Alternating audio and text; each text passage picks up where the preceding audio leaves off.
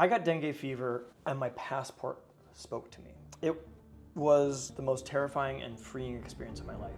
Hallucinations, talking to strangers, crying. And I wrote a film and shot it with 7 cameras in 7 days. I was living in Jakarta. I was staying at an Airbnb above a hospital. I was actually just going in for a routine checkup.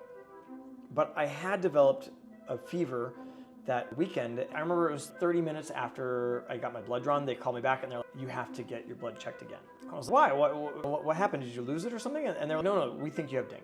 And sure enough, after my second test, they confirmed it. The doctor gave me 7 different drugs to take at 3 different times during the day. My visa was up and I had to leave the country. I had just spent 6 hours packing. It was 3 a.m. and I couldn't sleep. I knew every minute of sleep mattered, but my brain was racing about missing my flight. And I start meditating and I dream of a blue ocean in Tulum. It's up in my mind's eye. And all of a sudden, my inner voices, my inner dialogue, which half the people have, was kind of talking about, oh no, well, if you don't start doing this stuff, you're gonna miss your flight. When all of a sudden I heard a voice outside of my head saying, I just wanna be heard. And it was crazy because it was my voice, but when I was a younger child. And it was so weird because I felt it was coming from under the bed. And in my mind's eye, as I was trying to drift off to sleep or hallucinating or seeing things, I imagined underneath the bed and I saw my inner child as a monster. And all of a sudden, it's so hard to explain because it was really hard to tell at what point it was real, what point wasn't. I started running the bathroom without even a reason why. And I look into the mirror and all of a sudden, all these voices are now in my head. My normal inner monologue, me, my inner child, and a negative voice. And it was at this point things were really starting to slip away from me. And I start crying. I'm crying in the bathroom, and I normally never cry, only during movies. So I run out to the balcony. Oh my God, now it happens. I knew it. And that's when I hear the mosques. I start hearing the Akbar, and this negative voice tells me, you need to end this before it gets worse. Now, luckily, even though I was on the 9th floor, I looked down and there was a pool deck below me. The worst I could have done was break my leg. It was really not that big of a deal. But this is when just all the voices started to overwhelm me and I could no longer function.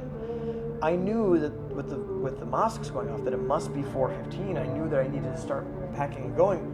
But I couldn't control myself anymore. The voices were just, they were overwhelming me. I could no longer function. But I found a way out. I discovered that if I just say whatever's in my mind, if I didn't have any silence, I could control myself. So as long as I just kept on talking every last bit that was in my head, every one of those voices, I could get my shoes on and get to the airport. I get to Kuala Lumpur and I'm just a madman. I am an American just speaking to myself the entire time. I am arguing with myself. I'm also just, it's really hard to explain. There's a point where my inner child just takes over. And so I just start doing all these crazy stuff. I trade my drugs for ice cream because that's what a kid would do. I'm walking backwards on the conveyor belt. I ask this woman out for a coffee date. I don't have the cash, and then some monk ends up paying for it that I was talking to. By the time I reach the table with my coffee date, though, I'm crying again because my inner voices are trying to explain to myself, to my inner child, of what happened over the last 40 years and how my father had passed away and how I was upset by the industry, how relationships broke apart. It was almost all of these emotions from the last 25, 40 years all going through at once in this hour layover. And I remember looking at my passport and my inner child was like, who's this? And my other voices have to be explaining all of what happened to us. And I start walking onto the gangplank of the plane, and I remember being upset. I remember me, rational Vincent, being upset with my voices of how we almost missed our flight because they had to actually call my name for me to miss this flight. And if they think we're crazy, that they could arrest us. In KL, doing drugs is very illegal. And this is very highly that this could really put us in real danger here. And I'm arguing with inner voices when I hear another voice outside of my head. It's my passport. My passport is now speaking to me. But I was so busy talking to all my voices and everything, and that I missed what it says. And I get onto the plane just going crazy, and I sit down and I take the passport and I throw it as far away from me as I possibly can on my plane. And I remember, like, partially because my inner child was so upset with what I became, and also just partially because I was so upset that it wasn't talking to me again.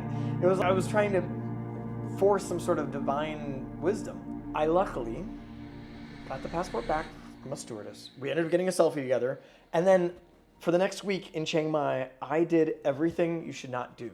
I immediately got off the plane, went to a tuk-tuk, and gave them my entire wallet. I said, I'm hungry, take me to the best khao soi place. And they did.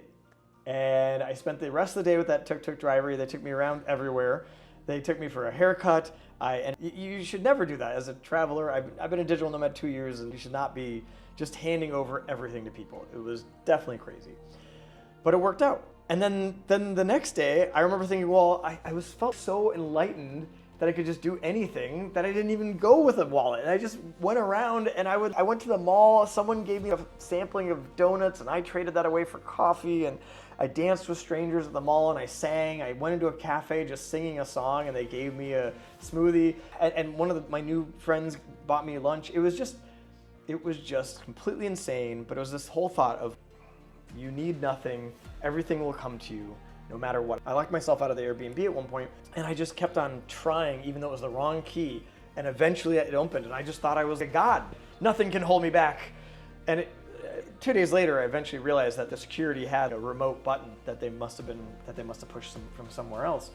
But it was just this weird thing where I was just so crazy, and I thought I was enlightened. My friends felt, you are not Buddha. You're going to die in 24 hours, because if you think you're enlightened, you're really not. But it was so freeing, because for the first moment of my life, I no longer had questions. I no longer overthought everything. I no longer cared what anyone thought. I still managed to keep my jobs during all this time. Even in your drug-induced state, you were totally making a lot of sense on some of the stuff that you were saying. I don't know what that was, but some of the things Vincent was saying was exactly like spot on. Well, you sang during our Zoom meeting too. Oh, did I? Oh my God. But then the craziest thing is, in my spare time, I write and shoot a feature-long movie. I shoot 10 terabytes. I deleted a terabyte, so I only have 9 left. But I shot 10 terabytes worth of footage on 7 cameras of me acting and starring in my own film. I wrote it all in 2 days, and then I shot it in the next 6 or 5 days. It is horrible. It is the worst piece of cinema you will ever see. I was always afraid of what would happen when I lose my mind. Just thinking that the worst in me could possibly be there. I guess for years I was afraid of being myself. And in reality, what did I do? I took photos and selfies with my friends, I danced, I sang, but I survived. But as I started getting back my sanity, the worst thing happened. It was almost all those fucks I didn't give for a week, they started hitting me at once. So much that I no longer could function anymore, that I could not. I think I just remember that, okay, this is bad. This is really scary, because I no longer can do anything. I started to panic, and I called one of my friends in Chiang Mai, and they walked me through getting my underwear on, getting my socks on, my shoes on, step by step, and getting me to the hospital. Now, the hospital there was overall really good. They were like, you never should have taken these drugs. There's nothing that you need to go to the pharmacist and get these things. And I took different vitamins, different things, and I started to feel better. And also, I finally got out of Chiang Mai, went to Bangkok, and I was still kind of crazy in Bangkok. And my friend Holger was like, hey, you should come to Switzerland. It'd be a good place for you right now. So luckily, Swiss Co-op's Living had me there as a media person. In Switzerland, I tried to make sense of it all.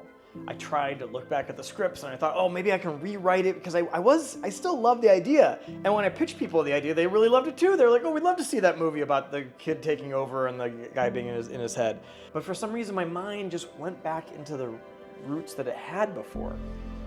It was almost like I had this entire huge ayahuasca breakthrough or something, and then after a few months, I kind of went back to my old self. And it wasn't until 2 months ago, amidst of what should I be doing, I realized I no longer had goals. I no longer knew what I wanted to do. I meditated here in Laos in a temple for 30 minutes until I couldn't even walk anymore because of my legs falling asleep. I realized I've been wondering what would I do if money didn't matter, what people thought didn't matter anymore. And I already know. I already did it. I spent a week just completely being unhinged. I spent a week just doing whatever I wanted to do. And that's why I'm so thankful that I lost my mind, because just meditation, I can now start to try to get back to that and be, well, obviously there was times where I overindulged my inner child and I was unsafe. But I just did what I wanted to do. I sang, I danced, I created, I took photos, I sent it back to you basically. What about you? What would you do if you stopped second guessing yourself? What would you do if you stopped caring what everyone else was thinking? What would you do if you didn't have to worry about money? I think in the book Designing Your Life, which is a great one if anyone's trying to figure out what to do with their life, they kind of talk about there might be baby steps. At least if that's the goal, then there might be other things you can try or other things you can get there. So that is me right now. I am basically trying to incorporate what I want as a core human being in my daily life. And that right now is creating and chatting with you guys. So ask yourself these questions. I'd love to know in the comments. If you enjoyed this, please like. I'm Vincent Pasco, and thank you so much. See you guys. Bye.